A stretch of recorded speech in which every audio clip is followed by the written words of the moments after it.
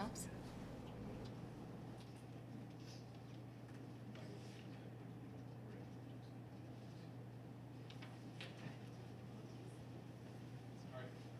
Attendance? Here. Maul? Here. Williams is here. Malco? Yes. Matt? Present. All right, we'll move on to approving the agenda. Need somebody to motion to approve. Motion to approve tonight's agenda. And make a second. All in favor? Aye. Thank you, it's approved. We will move on to public comment. Do we have anything to sign up for? No. All right. Moving Hang along. on, does anybody want to sign up? Okay, there you go. All right, moving on to presentations. We've got WIN teachers. Yeah, Ready? give it over to Mr. Purdue and Slopsima, Mrs. Tyson-Roberts. Yeah, we just want to take some time tonight and recognize a great group of teachers in our building that, as you know, we've piloted the iLearn checkpoints this year, kind of gearing up for next year. And as we got into the checkpoints and looking at the data, we wanted to know, find a way to use the data and work with our students and kind of close those gaps and stuff. So we met as a group, team, and come together and put together a really cool initiative called Win Time. And so we're going to have a little presentation for you tonight, and then also I'm going to recognize the teachers that are involved with it. So we'll turn it over to Mrs. Robbins. Hey, Mr. Slotsman. Mr. Slotsman, do you want to say first? I'll let you lead. You I'll let you good? run the show. Okay. If you have something you want to say, knock it out. All right. So Mr. Purdue mentioned that we started WIN Time this year, and you may have heard of that before. And I'm going to tell you a little bit about it, and I'm going to tell you where we got the information, how we're using the information, and what we hope to get out of it throughout the time. The most important thing is that when we're focusing on WIN Time, we're completely focusing on student achievement. It's all about where the kids are, what we can do to get them to grow. So right now, this is our team. If you can just maybe give a little wave, Mrs. Beard is an English language arts teacher. Mrs. Watt is a math teacher. Mrs. Nicely, math. Mrs. Brewer is not here tonight, but she's our science teacher. Mrs. Nicholson is a special education teacher. Mr. Day and Mr. Wilson are both social studies teachers. Then myself, instructional coach, Mr. Purdue, school principal, and Mr. Slopsima, director of student learning. So this is really definitely a team effort. This is not a one person is making all the decisions or one person is driving. It's we're all going to sit down together and decide what we can do to move everybody forward. Up here it says the WIN team is a group of teachers from varying subject areas focusing on cross-curricular collaboration. And if you've ever worked in a school before, you'll know that it's really hard to sometimes get out of your box. And we're finding that when we're able to do that, when we take the time to do that, then we're getting all of these different ideas from all these teachers, maybe from a social studies teacher, or maybe from a language arts teacher, or maybe from a math teacher. And we're able to push those in with our WIN Time lessons, their ideas. Now, I will say, most of the time that we had was focused on language arts and math, but our science and social studies teachers have been right there with us, and they've been willing to ride this ride and learn these lessons and focus their time, once a week on this as well. So this is how you start. This is planning our path. This is a lot of what Jason did. Do you want to explain just a little bit about that? Sure. So I just created a database for each grade level that allowed us to track how our students were doing. Come up here, closer to the microphone, I guess. How our students were doing on the checkpoint data. The DOE had multiple references, multiple resources to help schools and how to use that data, interpret that data, but it was just kind of thrown out there on a DOE webpage, and you had to search and go and try to and kind of know what you're looking for. So I created on the database, I just put a notes and resource page, which has all those resources, links right there for our teachers, each grade level. Like I said, has their own data page with the links for each grade level up that data, for that data page.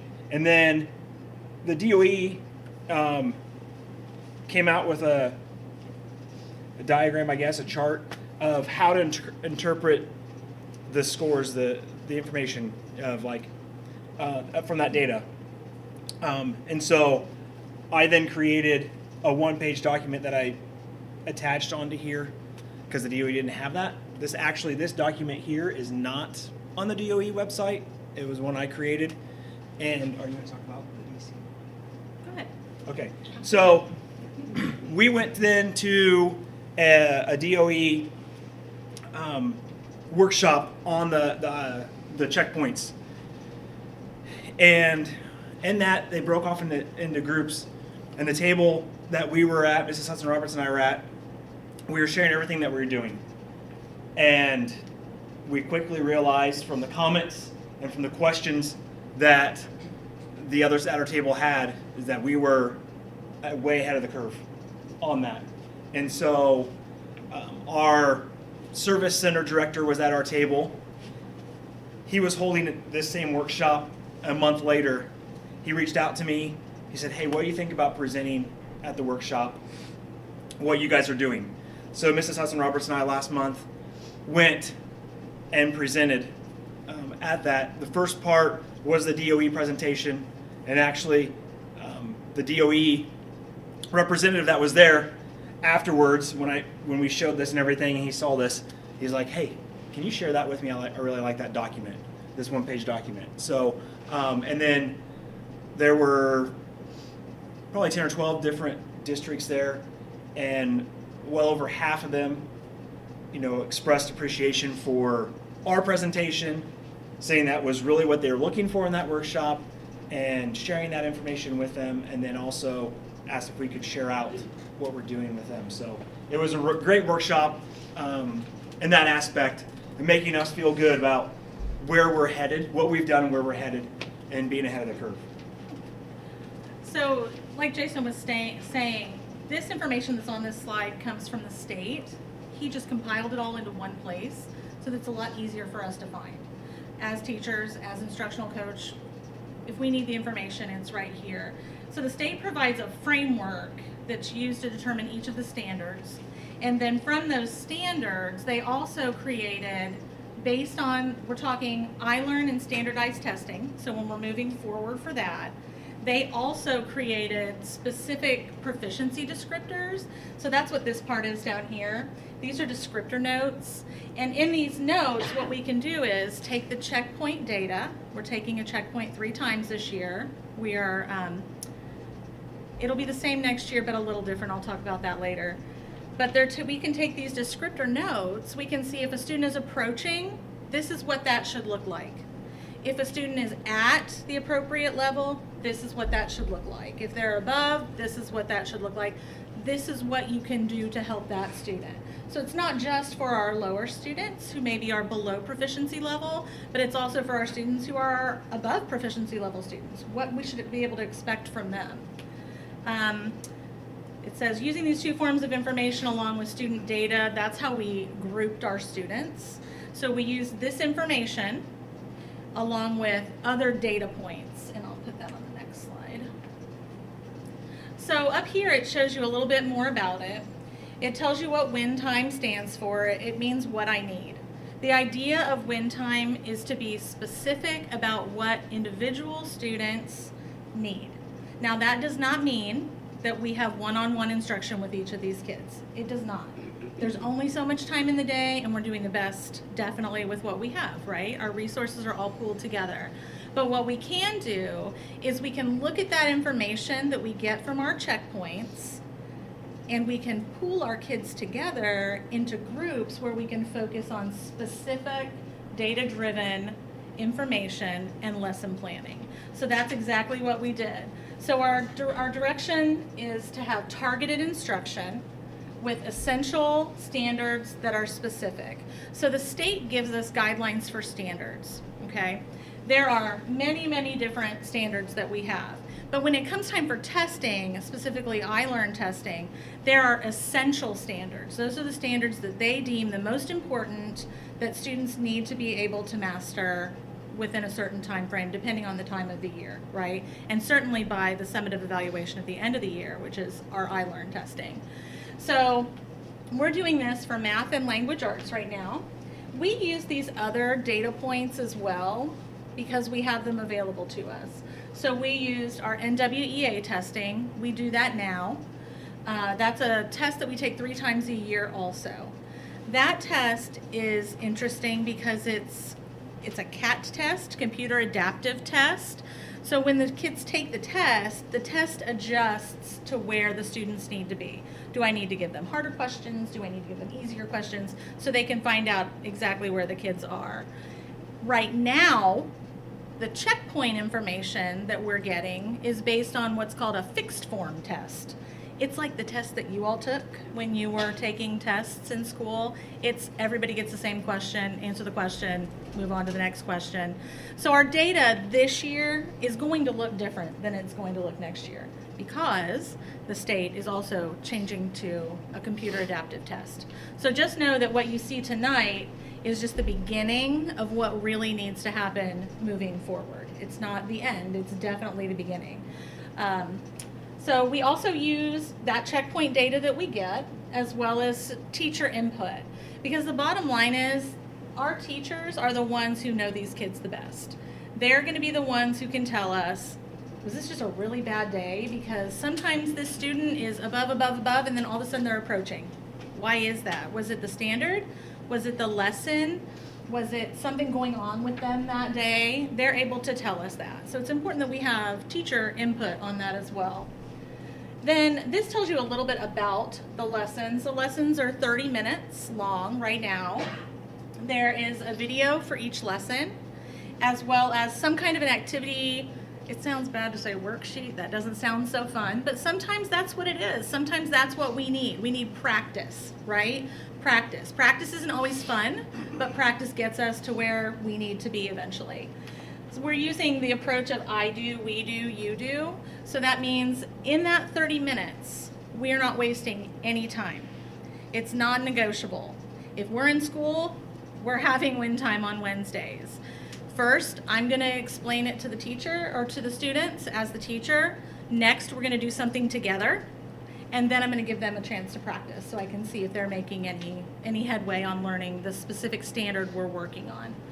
Over here, there are 2 screen captures of what we created for the teachers. This first one shows you, right here you would have the students' names. And this shows you their checkpoint data. So this happens to be one of my groups. My group is approaching, and this is my language arts group. I was a language arts teacher. I was a reading teacher for a long time, so it makes the most sense for reading teachers like Mrs. Beard or myself to be working with those students who maybe just need the bump to get up a little bit, right? They just need that extra little something to get them over the hump with that standard. So we have that, but you'll also see that we have these students down here. So these students may have been below when they tested, but with the other data points that we had and with the teacher's information, we're able to put them into this group and say, really, this is their best group, okay? We have links here for teachers. All of the teachers were provided this. We worked together to determine what essential standards we thought we could get covered in the time that we have, because language arts is really important to us, but math is really important to us. So we need to be able to do both of those things. So in order to do that, we do it on a 3-week cycle.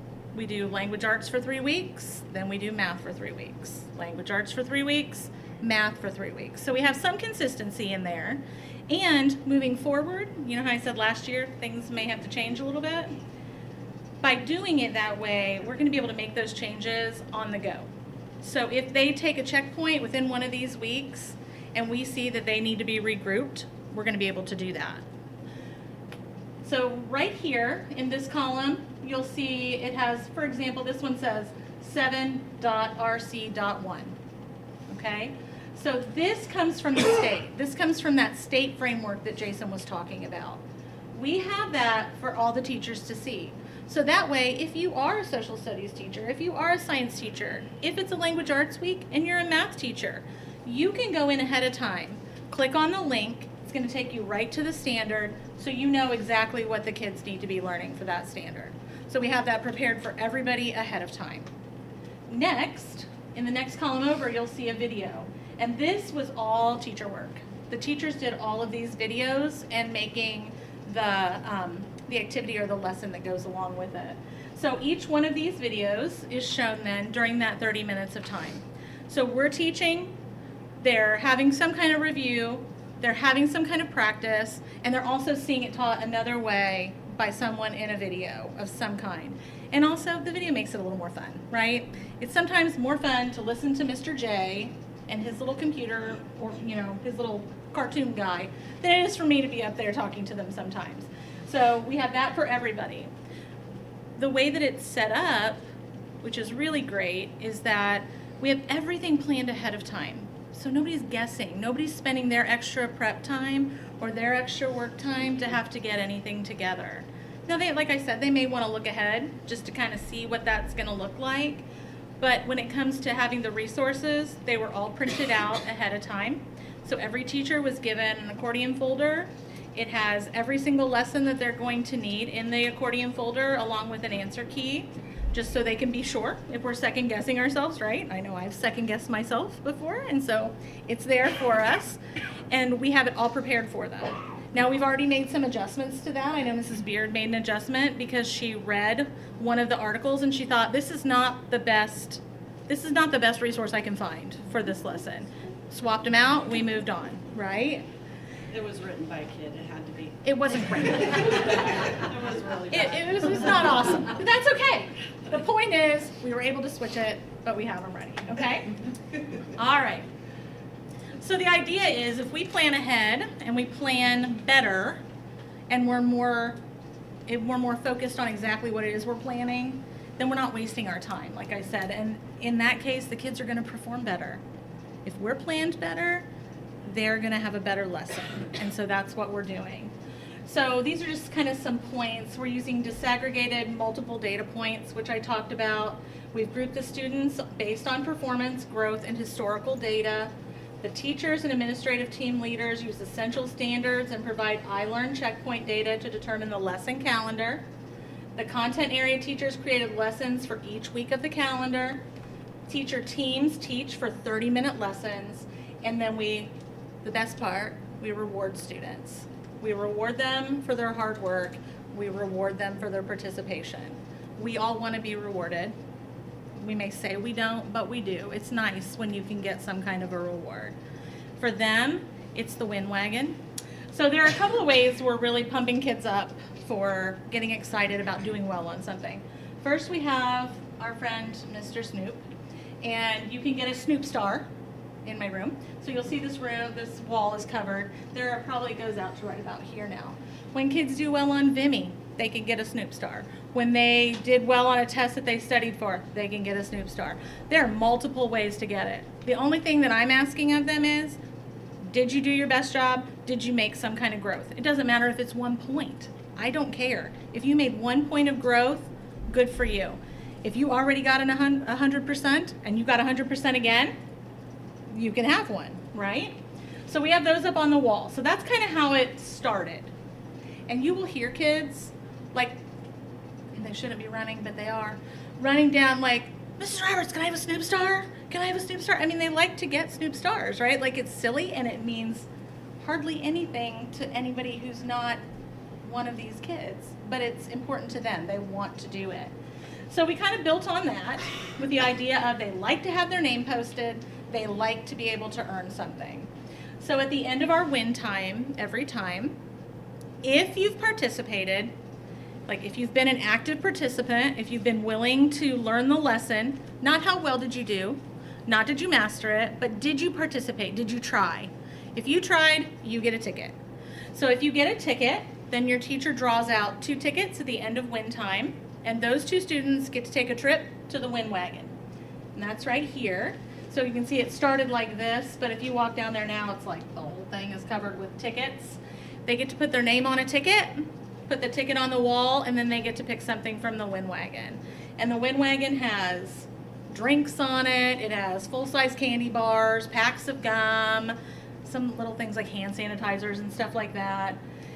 But the kids know also that if they don't win that week, they still have a chance to win next week because they can do it all again, right? Or at the end of our time right before iLearn, our last win session, we're hoping to have bigger donations for our kids so that we've kept all of the tickets and they see them go in. I have them in a big Starburst container. So we have them in there for them. We're hoping to be able to draw some names out for some larger prizes for people who, maybe didn't win the first time, but it's their second round of trying.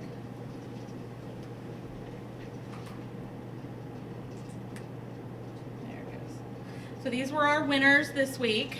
You can see that that's grown quite a bit over here. And it says our students are winners. They're striving for growth. That's our goal, growth. Not 100%, growth, just to do better. They're fully engaged. If you walk around to one of our win times, it'd be a great time for any of you to come watch. If you walk around to our win times, I can honestly say in my group yesterday for win time, I had 100% participation, 100%. Every one of them was participating. So they're bought in. They believe it, they're gonna do it, right? So these are, like I said, these are our kids. Some of them put them up already, some of them didn't, but they'll get a chance to go to the Win Wagon, and then we start all over again. We do it all again the next week. Maybe a different topic, maybe the same standard, depending. Do you have any questions? Maybe I missed this. Okay. Are all the students participating in this, or how do you? That is a good how do you question. select? So all 7th and 8th grade students are currently participating, all of them. And starting at the beginning of next month, 6th grade is also going to participate in WIN. So I'm going to work with them at the end of this month to get ready for the last weeks that we have before iLearn this year. The idea would be that going into next year, we would be able to have some time to put together all of our end of year data so that we can get going right away. We want to be able to make this all year long, not just this chunk of time right before iLearn. If we have the data from this year, we can see what they still need to work on. We can start the year off with that, and then if we get new data, we'll just change it as it comes.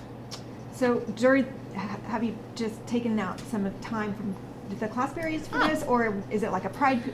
I'll show my age. Pride. They used to have the built-in pride time. I remember my kids having pride time. So during our 5th period, we have a longer period of time. Okay. So we've used that time for win time, because that way teachers can still have the students in their regular class for 25 minutes. So if they have something they need to touch base with them about, or something they need to teach real quick, or whatever they need to do, they have that time still on Wednesdays. And then after the fact, they all switch and go to their win groups. All right. Thank you. So you're pulling the data from iLearn and WE and then teachers. Correct. Okay, so then you're taking that, using that for the DOE breakdown of what it is, correct? Okay, As a what they are needing to work on. Yeah, well, we're taking the data that we get from the DOE, which is the checkpoint data. Yeah. Which is essentially like small bits of iLearn. Mhm. Okay, so next year you'll just be doing checkpoints. You won't be doing NWEA as much. You'll be doing I believe that's the You're case. just So you'll just be using the checkpoints for that, but the checkpoints are assessments leading up to the summative assessments, which will still be iLearn at the end of the year. So what we do is they take the checkpoint, the state gives us back the data, and the checkpoint data comes back right away. I mean, within the day we get the data. So the checkpoint data comes to us then, we fill it into our spreadsheet, look at where the kids are, form our groups based on that. Next year with the checkpoint data, it's going to be much better Yeah. data than what we get this year. For sure. Because each checkpoint has a set of standards that it's tested on, that the students are tested on. And so right now, you get an overall score of either below proficiency, approaching proficiency, at proficiency, or above proficiency. Those are your 4 overall categories. Then they have, depending on the standards that are assessed, they have them in subdomains right now. And with the data we get now, we get does not meet, performance varies, or consistently meets or exceeds. And that's all we're getting.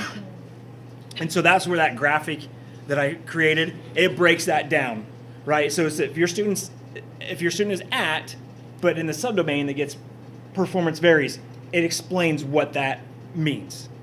Okay? And like I said, I made that into a one-pager. The DOE didn't have that. I made it into a one-pager, and all of our teachers have that, so they can look and see as well. Like, okay, so what does that mean for that? The DOE has heard the complaints from the schools in the state, and next year, when they take the checkpoints, they're going to have standard-specific data coming back. So each standard that is assessed on every checkpoint, we will get a specific data for that standard, which will even help us more pinpoint which standards do students need help on the most. And if that's in an Excel format, you could probably pull that data and make some charts to see where the improvements is overall for the school system, correct? Oh, Yeah. we have that Yeah. already. Yep. Actually, I have a spreadsheet already that has every 7th grader, every 8th grader, tells you what their checkpoint data is, what their NWEA data is, if they've gained or lost, depending on what the case is, what their iLearn proficiency expectation is. So that's something we can draw from that data also, is that I can look at how they performed last year on iLearn and what their proficiency level was. And then after taking NWEA a couple of times, next year it'll be checkpoint data a couple of times, it will give us a projection of how that student should do, which is really valuable because it really helps with knowing, you know, is this a kid, is this a child that really just is they're gonna do fine. Like maybe they're not performing well on the little tests, but in the end, they're likely to do fine. We need to make sure these kids get the extra support. Well, the more ways you have to test, the more valid that information is, because a teacher will be one-on-one basis with a student and know that personal aspect where a computer would not. Right. Yeah. And there's another good point about that also, which is what you're saying. I said we're not going to do NWEA next year, so you may be thinking, well, you're not going to have that data point Yeah. then. But what we are going to have is a pre-test, post-test kind of situation for our checkpoints. So we're going to be able to give them a test, see how they do, make our groups, teach our lessons, and then we can give them a post-test on it as well to see if there was progress made. That's good. Kids that have progress made, keep going. Kids that didn't have progress made, those are the kids we need to figure out as a school, how are we going to pull those kids in and give them the additional time on top of it. So it's pretty great. And another data point, through our partnership with EES, we use formative assessments that are standard specific, and there's a database with that they'll have, 3 to 5 questions? 6. 6. Six Okay. of the most, yeah. 6 questions that are, like I said, standard specific. Then that information goes into a database, and it lets you see how those students are doing. So you can track those essential standards that Mrs. Hudson-Roberts was talking about. You can track how they're doing on those, because those are the big hitting standards on the summative iLearn. So we'll have that even next year too. Do you find that them going through this process, does that make the test taking anxiety kind of lessen for a lot of kids? That, you know, you're not just one time a year taking a test and it's all this Okay, pressure. so taking a test, not fun, right? It doesn't matter if you take it once or if you take it 5 times. It is not fun. Nobody wants to do that. And no teacher wants to give a test that many times. I mean, that's kind of the bottom line. But we've also this year made some adjustments to that to make our test taking even a little more friendly for our kids. So rather than taking a test over several days, because we only have a certain amount of class periods, we've grouped our kids now. So whoever they're going to take iLearn with, they're already in a group.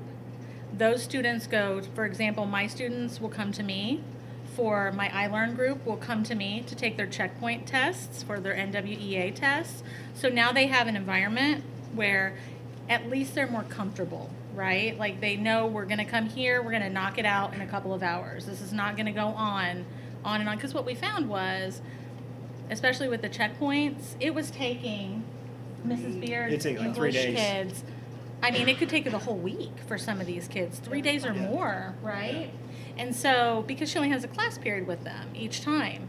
But instead, now, we can group those kids together, put them in an iLearn group, have them go to the same room, and they're able to sit there focused, and they know they're going to be right there. They can get up and take a break if they need to. They can go to the restroom if they need to. They know where everything in the room is, you know, that kind of thing.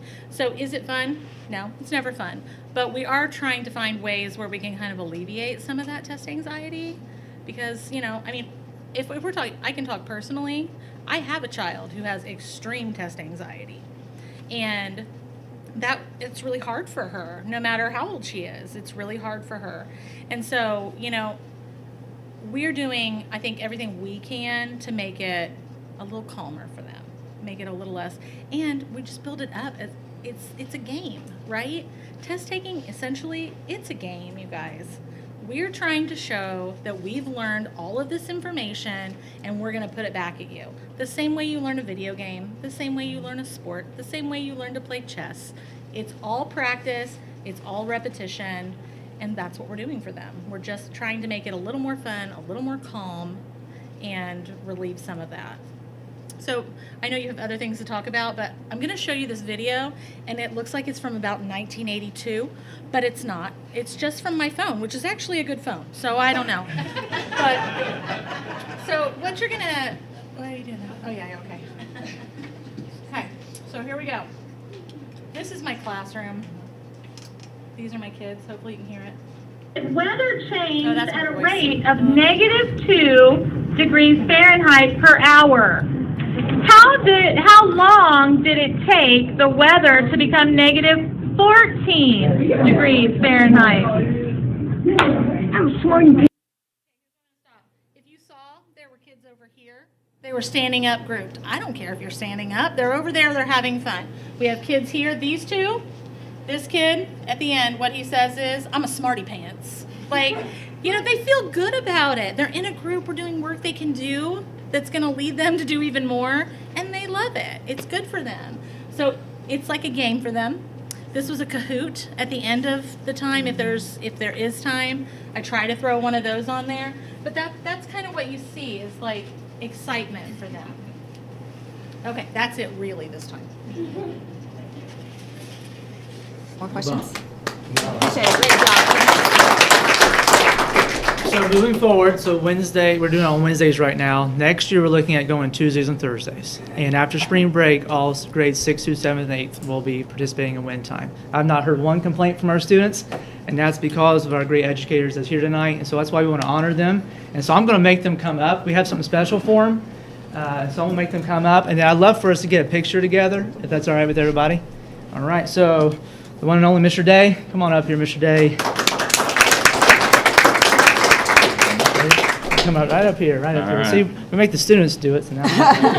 Mrs. Beard, come on up.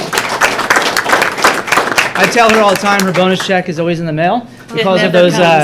She had the best scores in the county last year, and so she better do that again this year, or we'll be talking. Mrs. Nicholson, come on up here.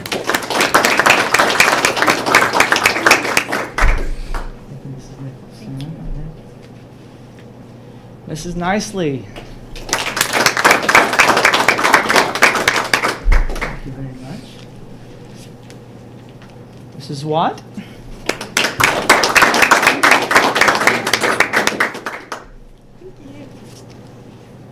Biff, come on up here. We call him Biff. He prefers that, right? And also, of course, the wonderful work, just bringing everyone together, Mrs. Roberts. Thank you so much for your hard work. Thank you so much. We'll get a picture up here with everybody. Miss Brewer's also in that.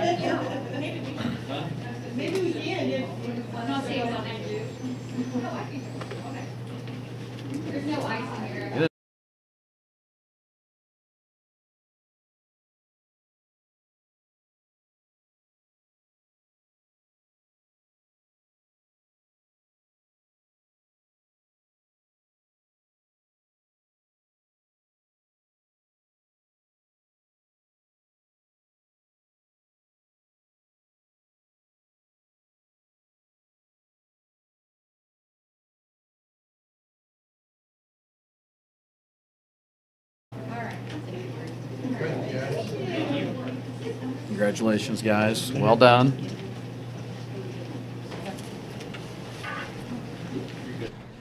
Okay. Well, thank you for that. That was great information, and you guys are doing great work. So we're really glad to hear about the good things that are going on in the school. Next presentations, we've got legal counsel is presenting. Just on the list I have, defer and foreign. Yeah, Defer and Brand. Brand? Yeah, they're Sorry first. about that. and You guys It'll be first? Defer and Brand, then Beasley and Gilkinson, and then Dennis, Winger, and Avery. Thank you. Thank you. And if any of the teachers, I'm going to go ahead and let you guys off the hook here. If you need to take off now for any reason, or want to go to the bathroom and act like you're coming back, that whatever you need to do. But you can stay as long as you like, or leave whenever you won't bother. You're welcome to. How dangerous this is to give a lawyer a microphone and free reign. Hey, Okay, well, good evening, board. I'm Mara Hoff. I'm one of the partners at Defer Varan. Appreciate that you're giving us some time to present to you this evening. The first thing I'd like to say is just I'm impressed that the three firms you're looking at are all here in Delaware County. We all passed the bar, we all went to law school. These are great colleagues. You can't make a bad choice. So thanks for having us all here. Defer Varan itself is over 100 years old, and since the 60s has represented Ball State University and then Burris and Indiana Academy as well. And should we become your counsel, that would primarily be split between Steve Murphy and myself as far as attendance, answering questions. But we do have a team of 8 different lawyers that are all on the Education and Government Practice Committee. So there's a wide breadth of people to draw from to answer questions, attend meetings as needed. I do have some familiarity with Wes-Del because I currently represent the Betty Clark Foundation. So I've been at some of your meetings, and I work with Superintendent Mealy often on that effort. I know some of you are new to the board, so you may not be as familiar with the foundation, but that was a client who passed away and left well over $1 million to the school district, and that foundation works hard to make sure that it's funding some innovative teaching projects here at the school. So we're very proud to be part of that. In our letter that I just handed you a copy of, you will see all of our different rates are spelled out there, and what we have offered to you are the same discounted rates that we offer to all of our municipal clients. So instead of partners being $300 to $375 an hour, we bring that down to $255. We consider that our pro bono contribution to the community. So every school district or government entity that we represent does get a discount along those lines. And we're very proud to be able to do that. Some other people that may be helping out with the representation would include John Madison, who has served on the Blue River School Board himself. One of our partners in the Fisher's office serves on the Center Grove School Board. Jim Williams, who's in the Muncie office, is the president of the Muncie School Board. So we are highly connected to education law, and we'll have a lot of experience to draw on there. All of our billing policies are spelled out in there. I think they're pretty standard. I would only point out that we don't typically work on a retainer. We do work hourly. I think that's to the benefit of both us and you, because then you're only paying for what you actually need. If Superintendent Mealy doesn't have any questions that month, you don't get a bill. So we think that's the most fair all around, but if you definitely need some type of a retainer for budgeting purposes, we'd be happy to discuss that. Other than that, I'm just happy to answer any questions that you might have, and know that we would consider it an honor to be able to serve your school board. Thank you. Thanks. Would you be able to attend meetings? We do typically bi-monthly, if that need arises on a regular basis, or? Yes, we would definitely have someone here. If I Okay. was conflicted, Mr. Murphy would likely be able to come, or John, or any number of our Okay. associates, but we would make sure those are covered, yes. Appreciate that. Thank you. Yep. Any other questions? No? No? All right. On the billing, say Mr. Neal calls you. Ask you a 10-minute question, how does that get billed? We bill in tenths of an hour. Okay. So that would only be a 0.2 instead of a full hour billed. I understand.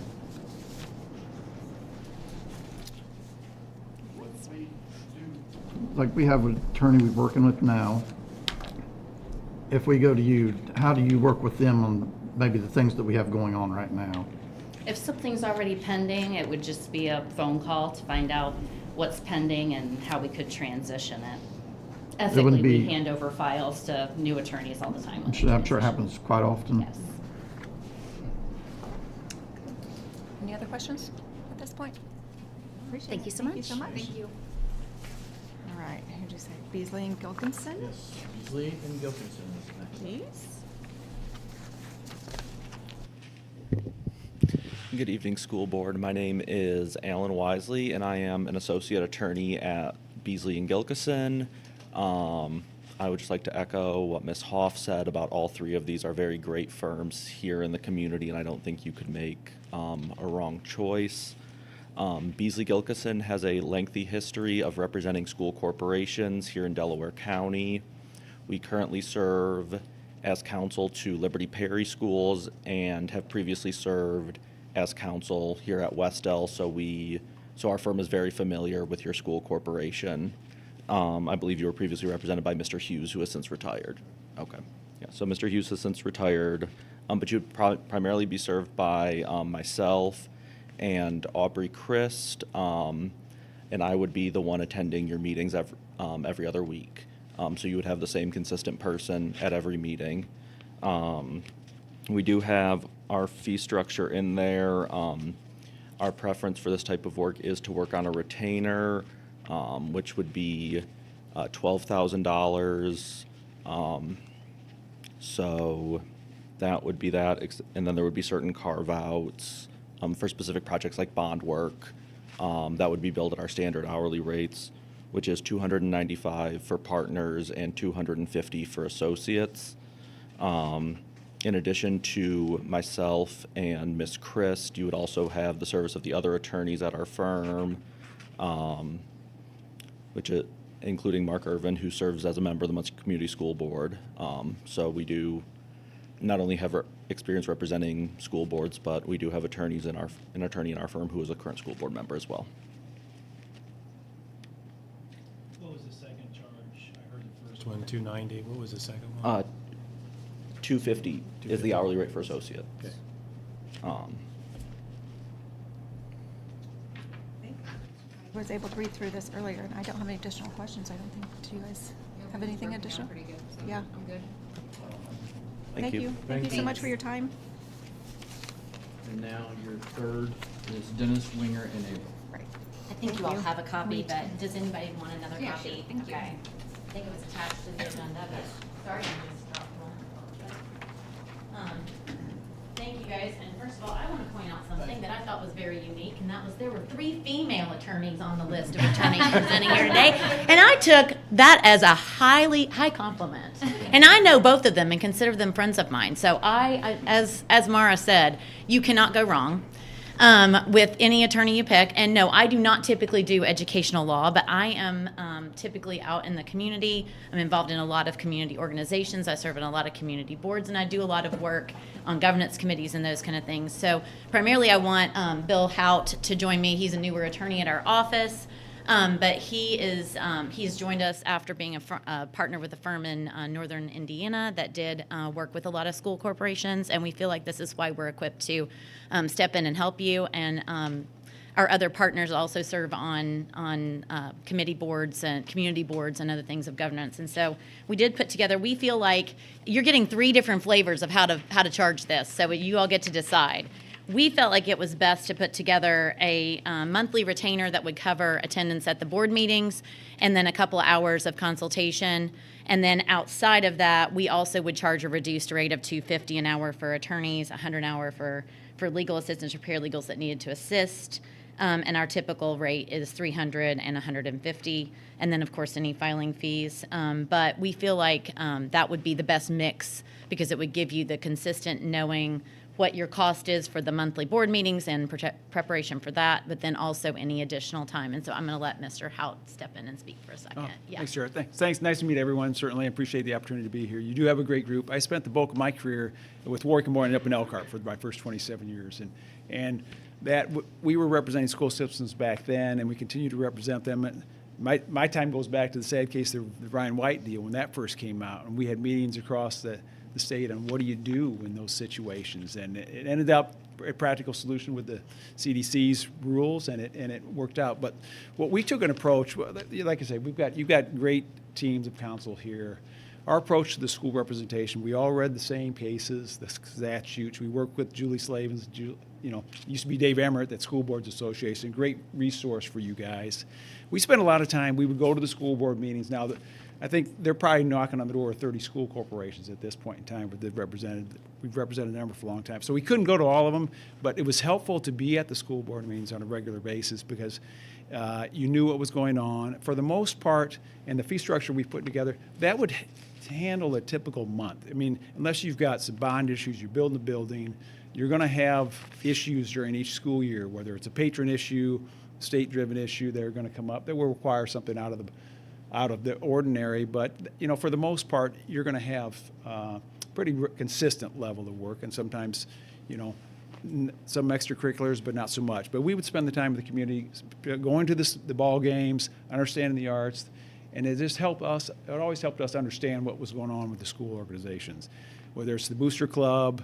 And when I left the Elkhart firm, I worked for collegiate licensing. We also had a high school division. I don't know if you work with a licensing agent for your brand, but you always were in the programs with the schools. And what's unique about the school system, you're in a community where what you do is public, and the charges you have with the student body brings a lot of passion. So it's different from utility commission, a hospital board, some of the nonprofits. So it's a tough role that you guys play. But if you look at your data, and Jason's first name, I don't know his last name, the amount of data that's available at the Department of Education is pretty extensive, but it's a kind of a treasure hunt.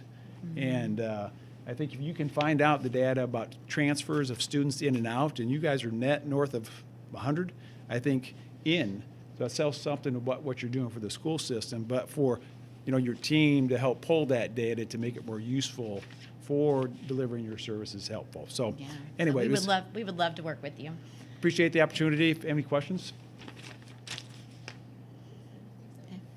And my other partner, David Carnes, is here because David and Bill would primarily be the ones at your meeting. But yeah.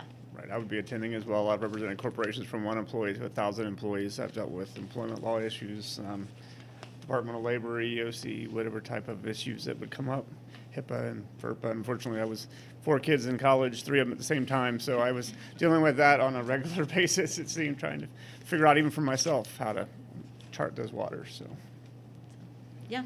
All right. We thank you guys for the Thank you so opportunity. much. We appreciate your time. And we're going to offer the same thing to you who attended. There is no planned decision tonight, and we would be getting back in touch with you, and it would be through me to get back in touch with whoever it is. Well, we'll be contacting all of you. But we're not going to make you stay through the whole meeting tonight, so feel free to step out. But I'll just echo what the board has said. Thank you so much. We appreciate 3 strong local firms coming in and having interest. Thank you. Be in touch soon. Thank you. Thank you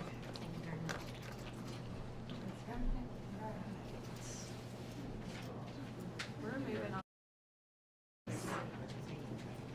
Any questions, comments about claims? All right, claims, yes. I had one. I saw, did we just buy these desks? We purchased these out of a grant, yes. It was out of a grant? Yeah, it was out of our Rural Transformation Zone grant. These are a dual purpose for our media classroom. This is also our media classroom. So then that's why they're on rollers, so that they can be moved around and utilized by the students during the day. There should be chairs also coming in that package. I think they're back ordered, but then those also will be utilized by the students during the school day. So And then was there a special needs desk that was included? I don't believe so. What was the line item before? Which claim docket are you in? Yeah, I'm not even there yet, but I should have highlighted it there. Was these like 5,000 is what these were? I believe so, yes. And then what was the item right above? Should have There- been better. It's not that big of a deal. I should have been better prepared.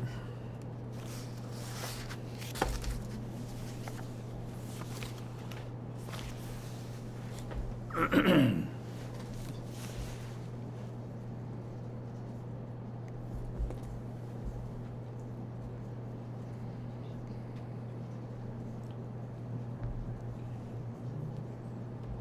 was that in January's? Yeah, I'm trying to.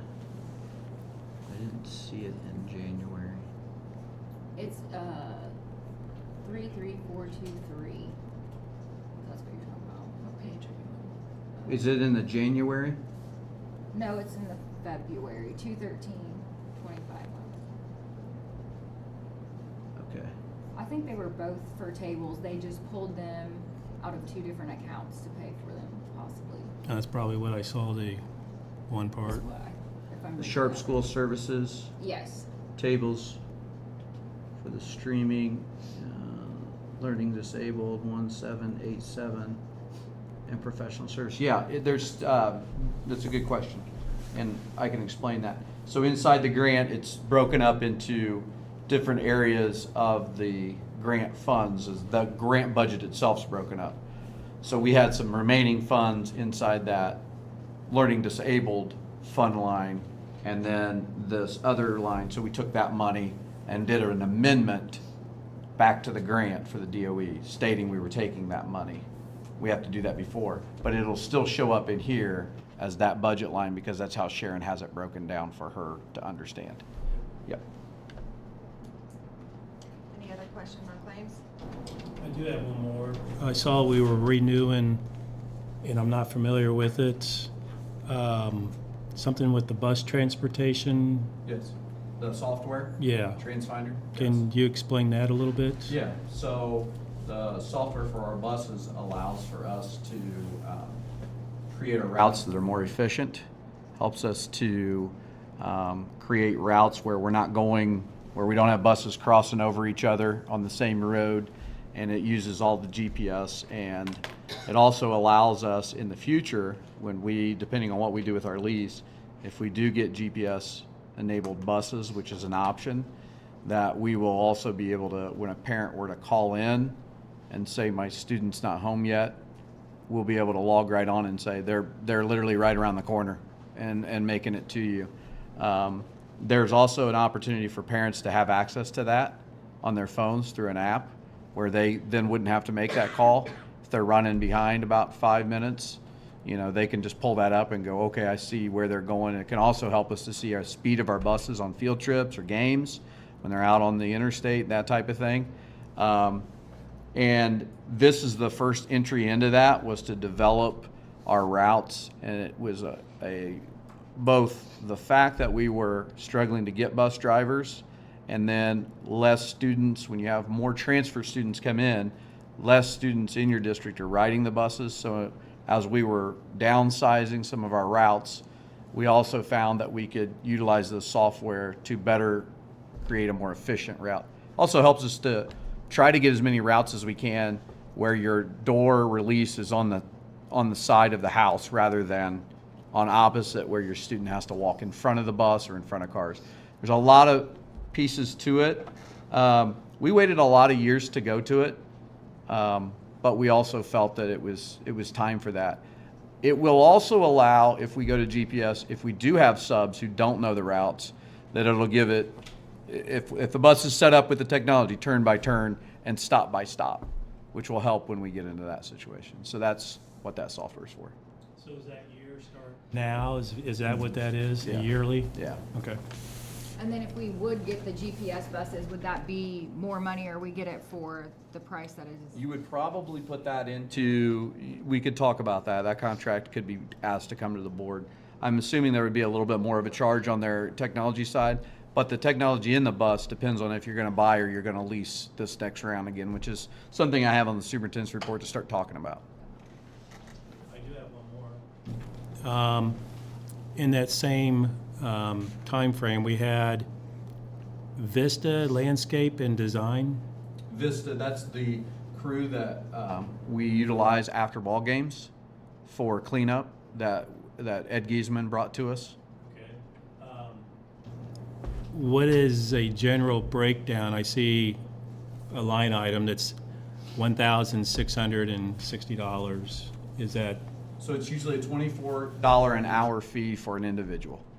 So Do you know if that's like 2 games, 1 game? that'd be several. That Yeah. might be a whole month, depending on what you have there. 1,000 is a lot. We don't usually pay 1,000. I understand. I just see all they claim. I just didn't know how far that. What claim document? Same one, February? January 24th, it says that January 31st. January 31st claim. Yeah. It is, Vista Landscape and Design. Yeah. and Special event cleaning. yeah, I just didn't know what that was. Yeah, so due to where we're at, and we're going to talk about that in our superintendent's report as well, but that is paying anywhere from 2 to 3 additional custodial services outside of our custodians, because our custodians weren't picking up the overtime. And so they'll bring in 2 to 3 individuals that will clean after the games, $24 an hour. A lot of times it's no more than 2 or 3 hours. So that charge right there is probably for a multiple game situation. They've been in and out. That isn't one night. Yeah, I kind of figured Yeah. that, but Yeah. so you're saying about 4 hours, so $100? Is that what you're talking about? Yeah, and we actually are going to break that down since we've had our custodial position. So I'll have some more data to kind of do. But yeah, $24, times 4 hours, you're looking at what, $96 a day? Yeah. That's per person, correct? That would be per person. So if you got 2 or 3 people working, it's 100 or. And typically you would have, like most of your custodians are in a range of about $13 to $14 an hour salary plus benefits. So when you get into that, it's going to be pretty close, and they're working 8 hours. So it could be a little more, but you don't have that benefit side with them. So, and they do give us the opportunity to get in and get out, and I've been pretty happy with their services so far. They're pretty thorough. Yeah, they're quick. Yeah, I was saying, they get in there. All right, any other questions on claims? Okay, minutes. You had a chance to review the minutes from last meeting. Good job, Mr. Williams. All right. Moving on to personnel, consent items A through F. Just want to highlight a couple of these to speak about that you may not be familiar with, but item A, Norma, is a central office bookkeeper, has worked for us for a long time. Just checking all the balances and all the books and making sure everything's good. She'll come in throughout the month. I just wanted to again speak on how important it was. Not a lot of people were able to see Norma do her job, and she's very vital to our office to be another piece of that internal controls. And we're going through our audit right now with the state board of our annual audit, and you don't think of sometimes the people in the business office, but Norma has been tremendous for us, and really hate to see her go, but I'm not going to put her age out there right now. That wouldn't be fair, but I just wanted to say, especially if she were to watch this, that she was very, very much an important part of our office and to Wes-Del. And then secondly, item B, the retirement of longtime custodian Deb Noggle, who I wouldn't just put her in the category of custodian when you think of all the different sports she's been involved in and all the athletes who called her Mama Deb, and throughout our state championships run in volleyball, Deb was on the sidelines, and she played an important role when I coached basketball. It's always nice as a coach to know you have not only that female presence, but also that motherly presence who could help you out. And she's done a tremendous job for years. So I want to speak highly of her, and we're going to miss her. And we'll talk about the position later that we're working on, but wanted to highlight those two. And then obviously you have a recommendation for Laura Leslie as bus driver. You have a recommendation for Kayla Stanley, who you were able to speak with tonight, for a high school volleyball coaching position, and Mason Watkins as a volunteer boys golf assistant, and Amanda Duncan as a softball volunteer coach. So those are your items A through F. On the bus driver, are we picking another one up? Did we lose one or? We lost Tommy Taylor. Okay. Yeah. Any other questions on personnel? All right, we'll move on to, if you guys are good to, we need a motion for the approval of consent agenda items. I motion. Is there- Okay, a second. All in favor? Aye. It has been approved and passed. We'll go on to monthly and financial reports. You have your fund report in front of you. You can see the end of January where we stand. On your last page, you can see your cash balance.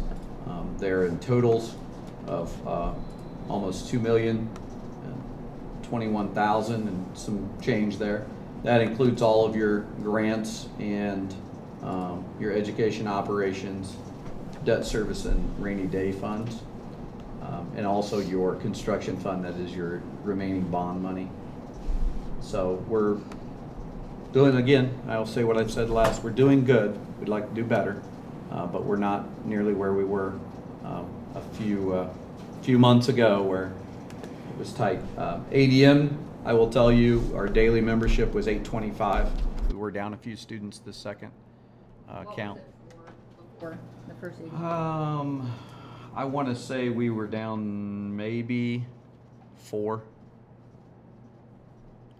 But I'll check on that to get you up actual.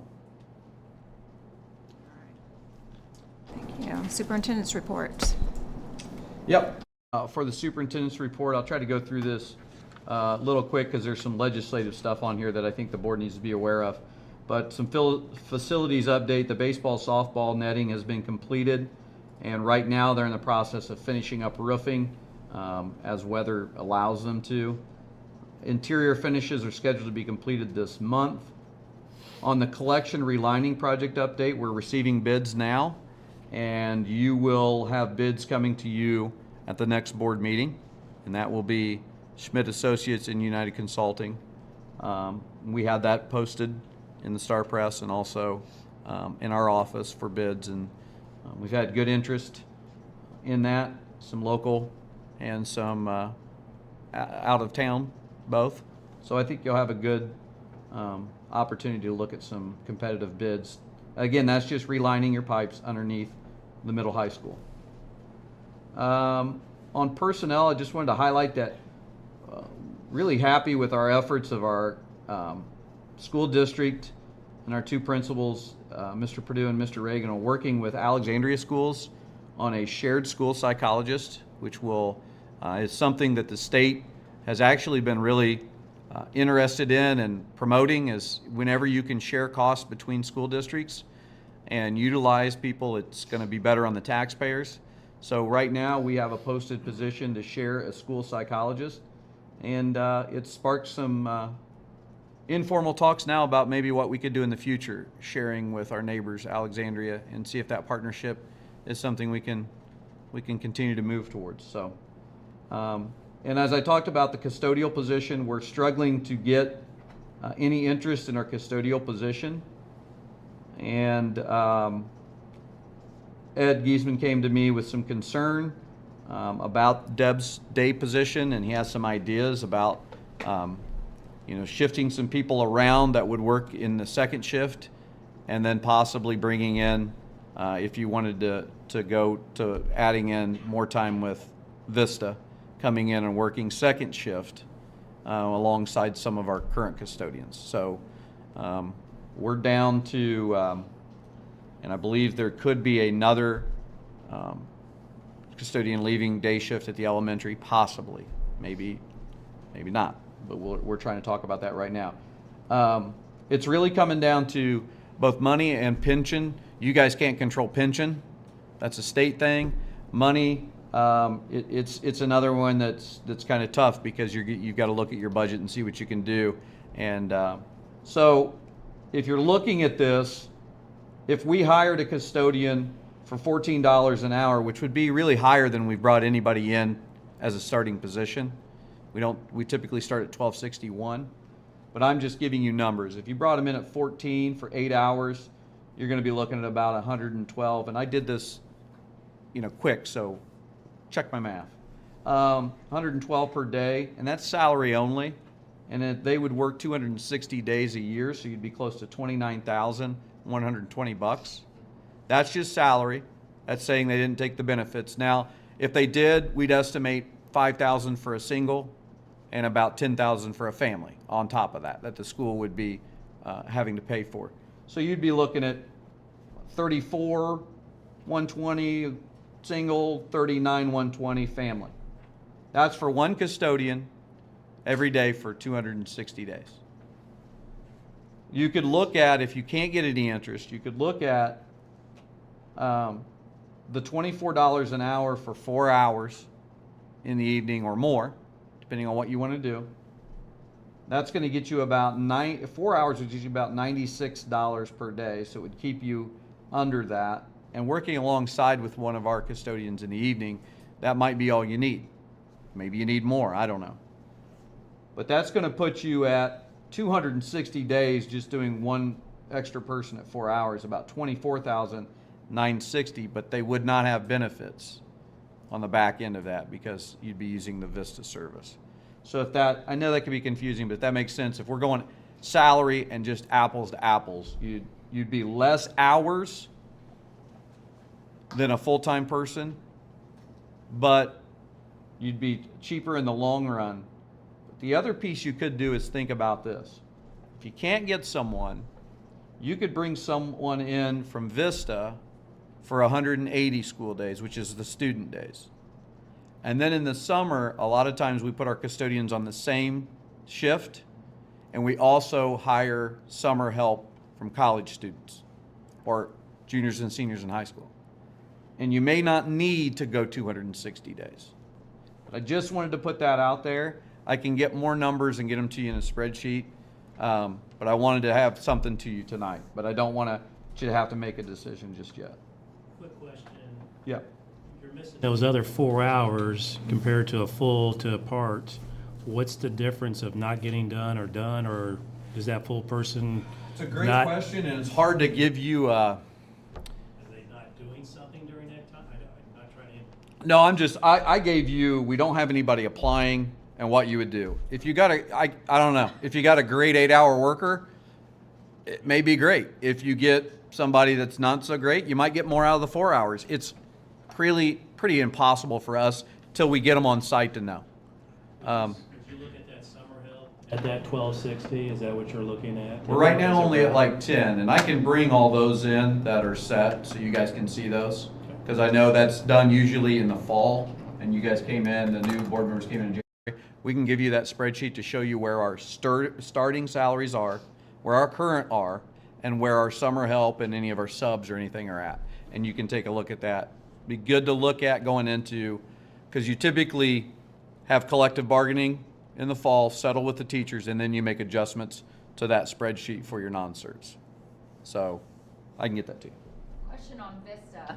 How many employees do they have? If we would steal one to do the night shift, is that gonna hurt us on the cleanup crew area? No, and honestly, that you would have to talk with them. You're gonna want something more substantial in writing if you're gonna make this kind of commitment, rather than just an after game cleanup that we're doing now with the 24. Yeah, you might be able to work that out with them and say, is there gonna be any overlap? Is this person gonna go down and help clean? Well, then maybe we don't need as many people coming in if this person's gonna go down. I think that's something that you might even bring in Vista and talk to them about. I just want you to get caught in a situation where you don't have somebody applying and then you don't have a plan. So.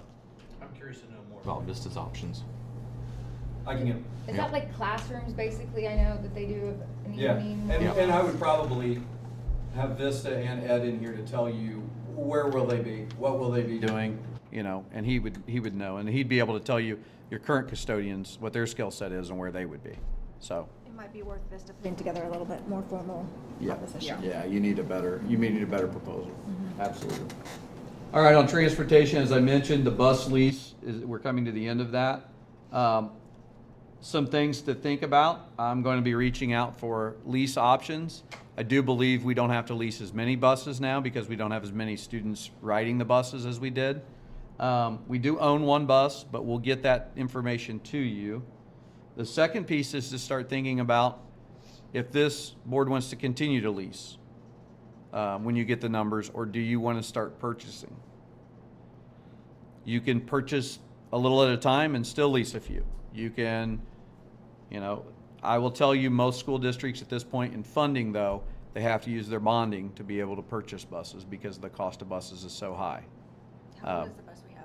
What's that? How old is the bus we have? Ooh, that's a good question. I'll look that up for you. That's number 17. I'm not sure the exact age on that one. I thought we traded it in ever so often. 17? Yeah, that wasn't. We trade in the leases, but I think we've had 17 through 2 leases now. So I think okay. it may be approaching 6 or 7 years old. But I'll get that hard number for you. But buses are, number one, they're hard to get because production is very, very slow. And number two, the price of a bus has almost doubled since the last time we leased. A single bus can run you as much as 150 or more per bus for a 78 passenger, 72 passenger. It was not that high when we did it before COVID. Yeah. So that's something on your radar. Another piece in transportation to think about, and this is done in a lot of school districts, is what they call an area, it's a walk zone. And this can help you to reduce the number of buses you might need if you get into that. And what that is whenever you have a town that a school is inside of, schools create a walk zone, which means they will be a car rider or a walker because they're within a half mile of the school in town. We do a really good job. One of the concerns is we do a really good job of delaying or closing on temperature because of our kids that wait at the bus stops for extended time out in the county. That's another thing to think of if you put a walk zone in. Another thing you want to look at is what do your sidewalks look like in town? What are your safety abilities to get kids to and from? But that is another thing as you look at your bus lease and you start looking at your busing that you might consider is if we went to a walk zone, what would it look like? Where would it be? And then you do a safety assessment of do we have the right sidewalks? And then you could talk to your town and you could say, what's the plan here that we might be able to improve some of our sidewalks and lighting. I mean, I'm not saying that's what you have to do, but I am saying that, like Muncie Community Schools, if you live within a certain area, you're a walk or a car rider. I don't know how many you get. We would want to study to see how many we'd actually be getting out of that. But there's potential there to have a talk with the town and maybe twofold help each other out because some sidewalks and some things would be nice. Do we have a count of how many walkers we have currently? I don't right now, but I can get that for you. Yeah, we've added sidewalks at the school because of our walkers. But I think there are parts of town where they're on the road. And it would be dark at some and mornings. that's a concern. Mm-hmm. Yeah. And the drivers. Now the big piece is the legislature. Senate Bill 1, I don't know if you guys were able to actually see Senate Bill 1, which was the homestead exemption and property tax changes. When it's the largest bill, it's usually, when it's the number one bill on the list, it's usually the number one concern. So this is Governor Braun's tax bill. Prior to the amendments that came out just yesterday, they released what the impact would be to schools and towns and other government agencies. So prior to any amendments, we were going to lose the following revenue. Starting in calendar year 26, we were going to lose $280,600. And then in calendar year 27, we would lose between $342,000 to $350,000. And then in calendar year 2028, $373,000 to $388,000. The amendment came into place, some of the amendments to this bill, and to let you know, this dealt with, the caps and the what's called the MLGQ, which is your levy growth quotient. and your max levy growth quotient for the state, if I could explain to you kind of how Indiana does the MLGQ, I would be really the smartest guy in the room, because it's basically 6 years of an average of the 6 years of non-farmland, and then it goes into an equation where it's multiplied by 5, add a 1, blah blah blah. You get all that, and that gives you kind of how it goes. Well, we weren't the concern. I'll be honest with you. There were school districts, larger school districts around Indy, who were going to lose $22 million in the first year and almost $30 million in the last year. So it's apples. It's not apples to apples. It's relevant when you think of your budgets. This was a big hit for us. We'd have to cut a lot of programs. We'd have to really look at, because this is operational dollars. So we'd be struggling to lose that kind of money. But to lose $22 million as one of the larger school districts, they spoke up. So the amendment was made that they will cap, and I don't expect anyone to leave this room understanding any of this, but 2026, they're going to cap the growth at 1. In 27, they're going to cap it at 1.01. In 28, they're going to cap it at 1.02. And the caps will override the traditional MLGQ formula and prevent property tax levy growth beyond fixed percentages. What does that mean? School corporations may face funding constraints, particularly in high growth areas. Some other things to look at are that they've got in Senate Bill 1 is general obligation bonds, referendum gap year, referendum question, and referendum elections. But before I go to that, after the amendment, they released that the new dollars lost will be in 26, we'll lose 72,000. In 27, we'll lose 147,000. And in 28, we're going to lose 198,000. And we've heard from some good legislators that that's probably going to go through. So there's going to be a hit on schools and towns, not as big a hit as first proposed. The total plan was to save $1.9 billion, and they've reduced that, obviously. What is general obligation bonds? The new provision requires school corporations that issue general obligation bonds between January 1, 2025 and May 1 of 2025 to wait 2 years after their expiration before issuing new bonds. So for you to continue to do things that you need to do, if this is passed, if you issue a GO bond between January 1 and May 1, you'll have to wait 2 years after the expiration before issuing new bonds, no matter what you've got going on. So that's going to impact your ability to do some things. The amendment to referendum gap year. The amendment removes the gap year requirement for operating and safety referendums, and this is a change that you would support.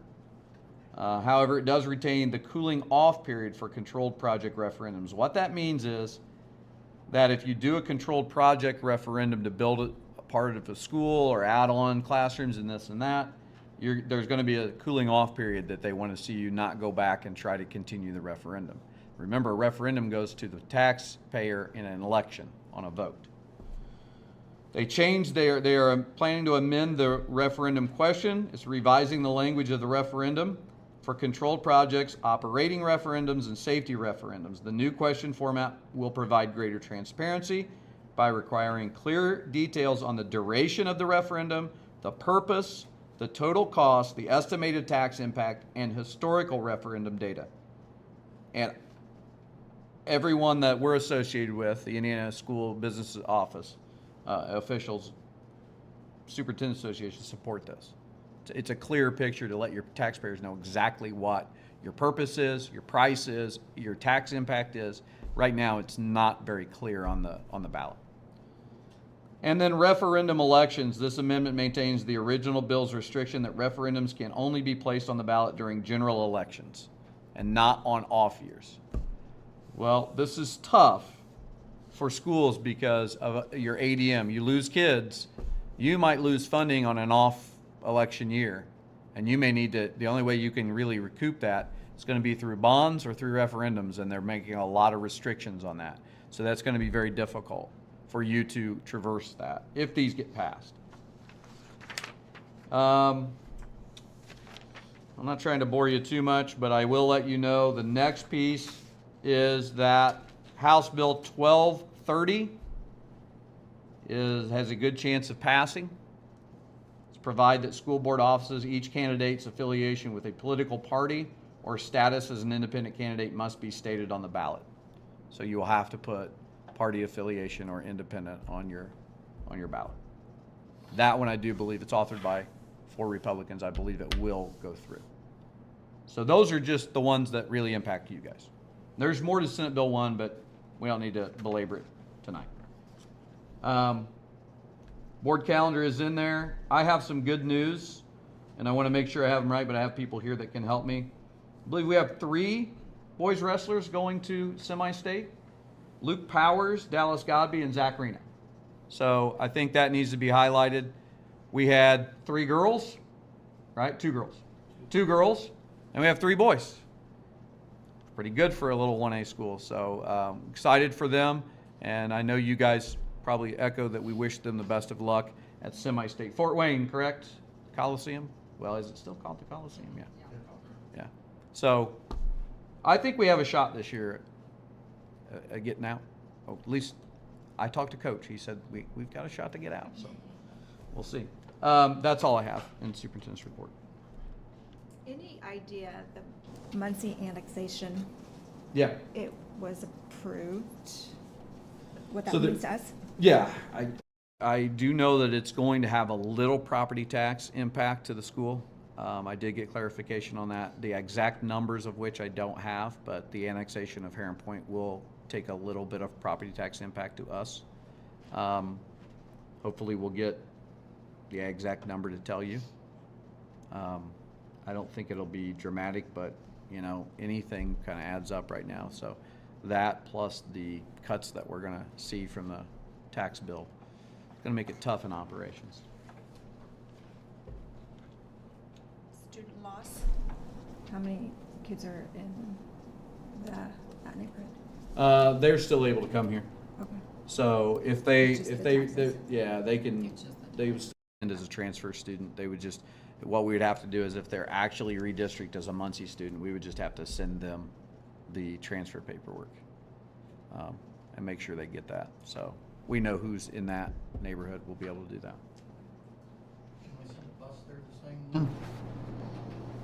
That's something that's going to be something to talk about that I'm going to have to talk with because we do have an agreement right now, and it's a gentleman's agreement in the county that we wouldn't send buses into other people's districts. So, but this is a special circumstance that maybe we'll have to talk about. Again, this may not be a true redistricting of students. I find it hard that it wouldn't be if they're going to be under Muncie's sewage and sanitation. But I really don't think that those are 2 different entities. I fully believe that. I don't disagree, but if they're going to take our property tax dollars and we're going to take a hit on that, I would try to figure out why those students wouldn't be redistricted as Muncie students. It's just like Yorktown. There's part of Muncie that's over in Yorktown, and those students attend Yorktown. Yeah. So I fully believe that that's 2 different entities there. We'll try to get some clarification also on the property tax dollars, but on that as well. That's all I have. Any questions or comments about Mr. Mealy's report? Board calendar's in there too. All right, so old business, legal counsel. I really don't have anything unless you have like a timeline or some questions you'd like me to have for you as far as when we want to get, after you've had these presentations. Would you like this back on for the 27th for an approval? Yeah. Okay. Did we get any information from our current legal counsel? The current legal counsel, and I talked to them, I said that you guys wanted a local at the table, okay. And they said they would be happy to work on anything. I also said that to the firms that came in, that there's a chance that we would have a local firm, but also still work, if the board may work with CCH&A on some bigger things, and in talking to them, they understood that, and they've done that in other school districts, a lot of the local, or you can just go straight local.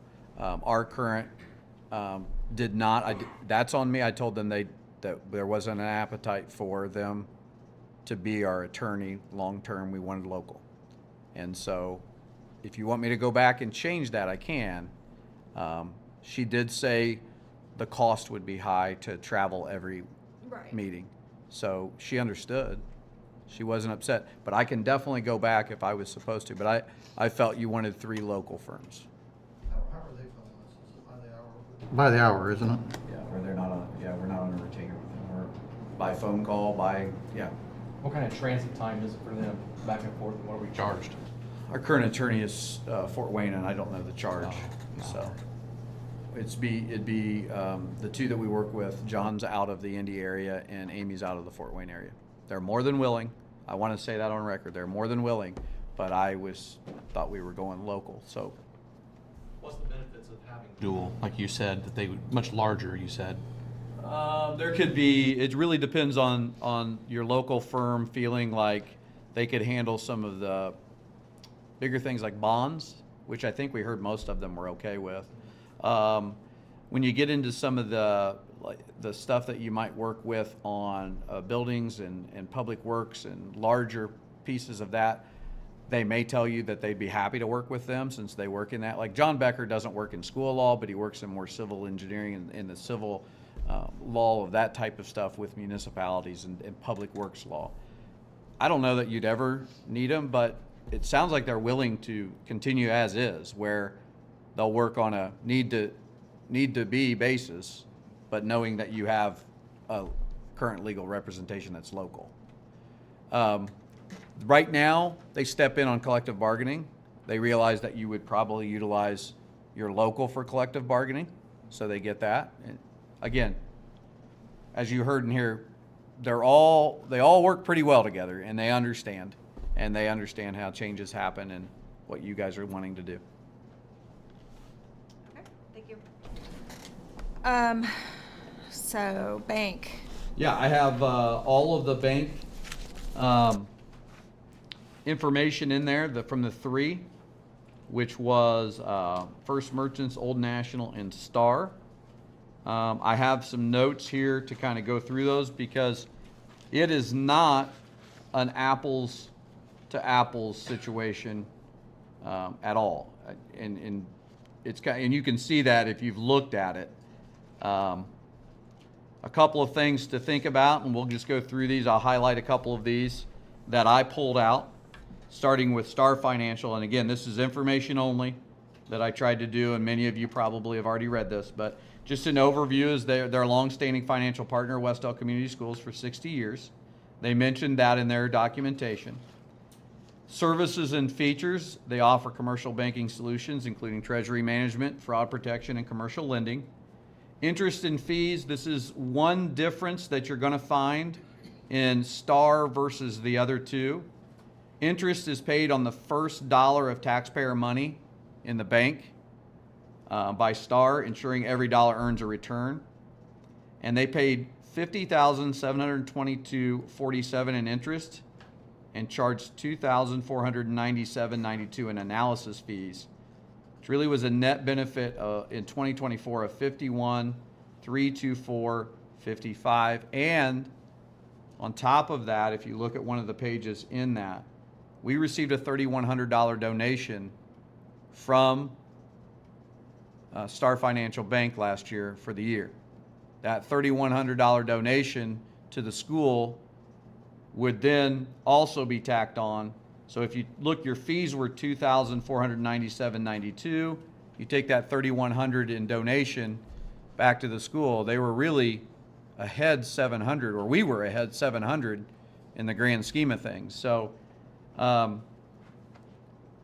they touted strong fraud protection tools, positive pay for checks, and for the ACH monitoring, a local presence and personal banking relationships with many employees being Wes-Del graduates or having personal ties to the school district. Community commitment, they highlighted that they provided $200,000 in donations and a building, which we have in town, to Wes-Del over the last 10 years, and the employees have contributed thousands of volunteer hours. First Merchants Bank, the second one here that we'll do an overview. Obviously, they touted they're a regional financial institution with over 125 years of history.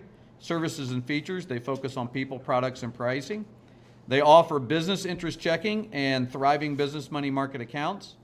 When it comes to their interest and fees, theirs is a variable rate based on the federal funds, high tier on all balances. They do have a reserve of over $200,000 before interest is applied. No earnings credit replaces it with exceptional interest rate, and no device fee for remote deposit scanners. They also talked about technology and security when it's ACH origination, wire transfers, merchant services, and remote deposit capture. Secure online banking with up to 18 months of transaction history, and their community commitments, discounts for Wes-Del employees through the First Direct program, and donations and sponsorships to community organizations is something they're willing to do as well. The last one, again, these are just notes, so you've got it all in comprehensively in your packet. Old National Bank or their overview, a top 30 U.S. bank with significant Midwest presence. Here's their services and features. Proposed account structure includes public funds checking, 300 free transactions per month, no fees, with a $10,000 minimum balance. Public funds money market interest rate of 3.69% for balances over $100,000.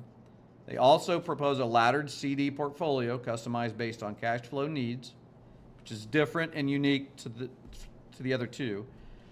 Their interest and fees, again, they have a reserve of over $200,000 before interest is applied, and interest rates are not fixed and can be changed. Treasury management services available at monthly fees. Technology and security, on-point treasury management system. Mobile deposit with a $20,000 daily limit, and merchant processing solutions 24/7 support. Their community commitment, they've invested 57,000 volunteer hours and $12 million in grants and sponsorships in 2023. Old National Bank and its employees are actively involved in community initiatives. Key takeaways and considerations for the board.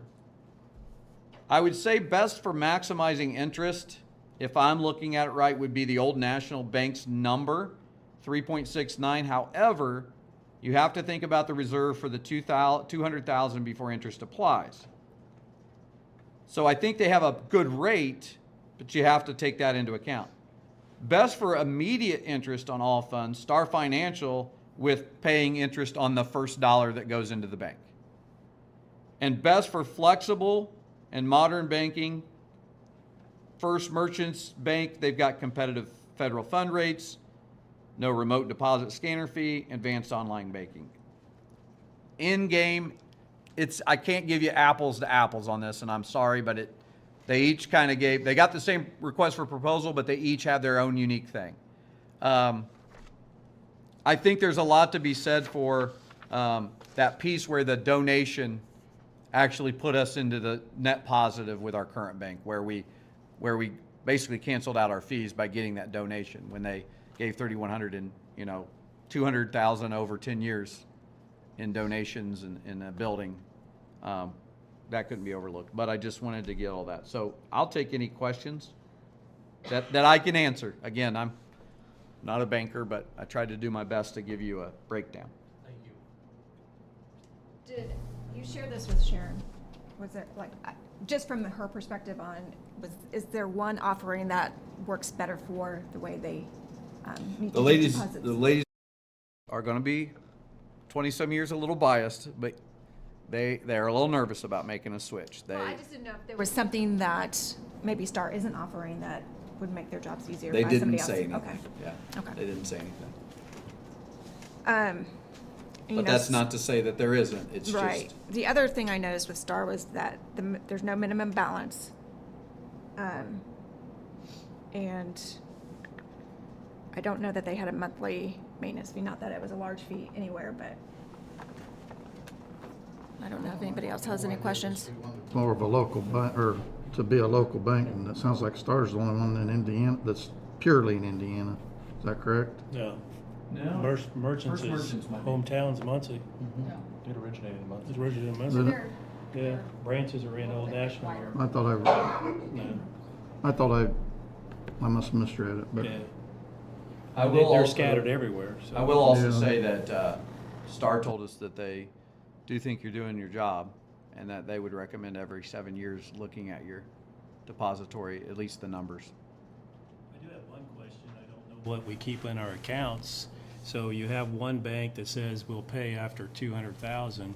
What do we normally have in our banking accounts? So as we talked about in the fund report, Mhm. we're carrying about $2 million in cash right now through all of our grants. So do we get down to where we're underneath that 200,000? We hope to not. I know. That's a really bad day for me, but. So that's not a big concern, because we shouldn't be down at that level there, correct?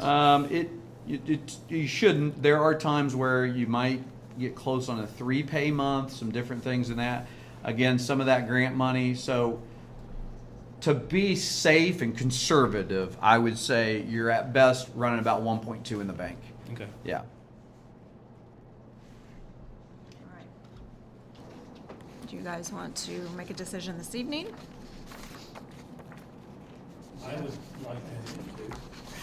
I'd like to go one more meeting, because I just got the information 2 days, been looking at it. This helped out, give some information there. But that's up to the board. When is Sharon's last day?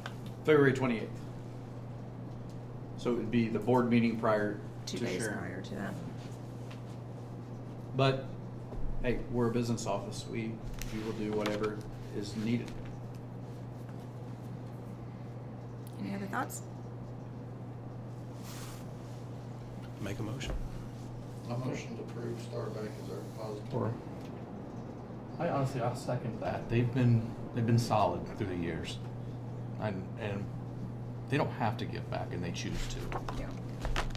All in favor? Aye. Aye. Any opposed? Motion is carried. Okay. Stars the bank. Did you get all that? Okay.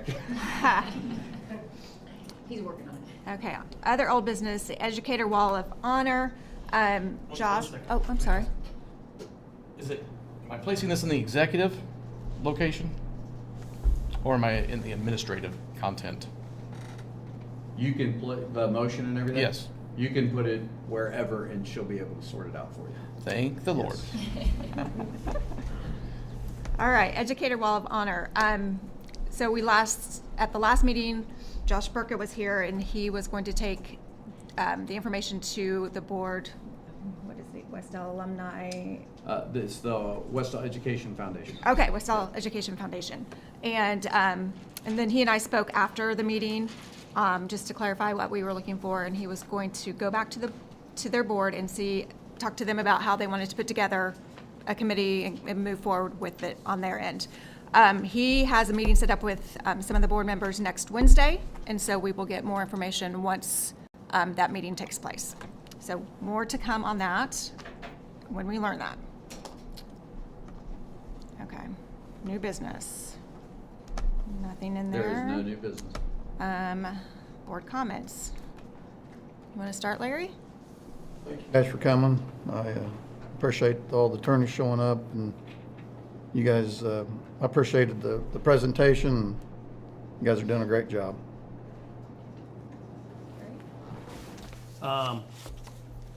One thing I would like to see us is to go towards that application for the forgivable loan for the sewage, to see what our best option would be. There is a deadline, if I'm not mistaken, of March 31st. The other thing, Kyle, you said to get a hold of, this is the Thrive Credit Union, their card program that I reached out, and Brittany indicated that the Muncie Central and Yorktown, their program on the cards will start next week. There's a picture of their program with the cards with that. Okay. And they'll launch here next week with theirs. So what it is, once again, guaranteed $2,000. And then there's a swiping program, kind of like a rewards program. It's 8 cents per swipe. It's designated to which school you have that card holder for. So you're guaranteed the 2,000, but it could be more than that based upon the swipes. Was this something that we mentioned that could be like for like boosters or I something? think of we that? had Is talked that right? about giving this to Josh as well for the Education Yeah. Foundation, so Yeah. we could drive some funds into the Education Foundation.